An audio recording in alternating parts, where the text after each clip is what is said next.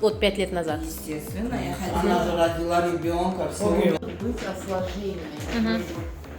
Assalomu alaykum. Men bugun doktor Pradik Singh professor oldilariga keldim. Bundan 6 yil oldin ba'zi bir sabablarga ko'ra yurolmay qolganman. Birinchi guruh nogiron bo'lib qolganman. Moskva shahrida ham lecheniyalar oldim. Uni foydasi bo'lmadi. Toshkentda ham ko'p professorlar, ko'p joylarga, ko'p bansalarga ko'rindim. Hech kim menga operatsiyamda yurib ketishimga garantiya berishmadi. Doktor Pradik Singhni 1 yildan beri Instagramda kuzatardim, ishlarini ko'rganman. Bularga 100% ishonganim uchun bularga murojaat qilib keldim. Xudo xohlasa, mana kelganimga 2 kun bo'ldi. Hammasi yaxshi.